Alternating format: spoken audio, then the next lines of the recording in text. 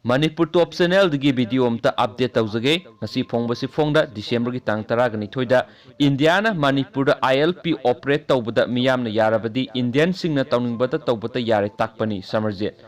Indiana Manipur da inner line permit operate tawrabadi British ki matamdagi sizinnarakpa ek law order sing mayek sengna amadi khangna lebak ngakpa natte aduga masida Manipur miyamna yarabadi Indian singna tawningbata tawbata yare takpani haina Government and Exile Manipur State Council Foreign Affairs and Defense Minister Narengmam Samarjitna London dagi tadorokpa sarol amana hairi Sairol asina makata na hai British na semlamba ek law order mayam ama adu hinglaga lairi amadi satnari aduga Republic Constitution of Indiana yamna mayek sengna exing extreme law haibasi karino iraga lairi bane Indian government ki laibak ngaklon asidi makok ngawraba telanga amaga pangkhakne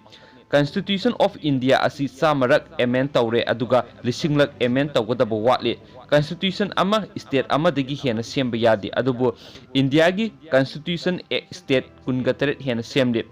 Serol asina hai Naga Hills Lusai Hills Sin Hills Khasi Hills ti tribal area ni aduga kingdom natte aduga colony ama sunatte Assam colonial province tagi excluded tawkhibane Assam province haibasidi British colony amani hairiba Assam province asidagi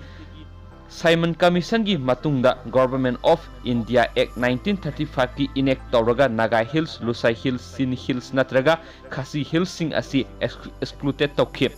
excluded tawkhibagi order asi order in Council Hills Magistrate na pass tawkhib Assam Gazette kumza Inglisima samapan kuntraga taruki April kungani thoida miya mamangna thamjari hairiba excluded area amadi tribal area singda Indiana haibadi British India colony gi mi singna sangi hairabadi ILP ama pairaga sangdaba yade aduga Manipuri India dagi excluded tawdringaida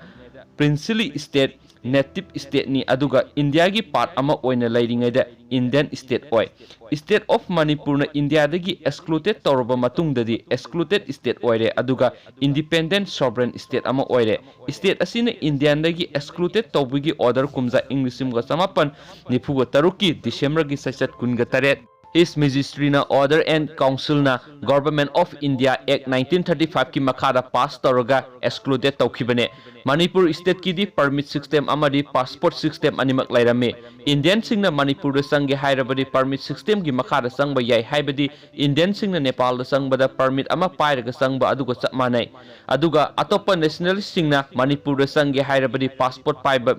Mina sangba yai Manipur gi miyamna Indian government ta official amadi legal documentary singi matung ina mayek sengna Manipur gi maramda phungdokpa yamna maru oi madu natrabadi Indian government na tawningbata tawbu yaba miyam oina ulaukhini Haujikti official oina Dijori government na India gi prime minister da official amadi legal oibe singi mayek sengna thamkhre aikhoi miyam punamak pullaga Indian government ta achumba adu thamnaba hotnaba matam oire kumza ing lisingambaga samapan nifuga tarukta British India gi province singda Assam province yauna pangthokkiba election da Manipur state yaukide maramdi Manipur di British ki colonial province natte aduna yaukidabane Manipur di princely state amani masina maram oiraga Manipur gi lamyanba oza irabot na Assam province ta satlaga bot lepuriba asina mayek laraba khudamne Haujik phawba Indian government na Manipur state ki maramda official oiba asengba khanglabagi maramdi British colony na laiba miyoi amatana princely state ki mari lainaba official work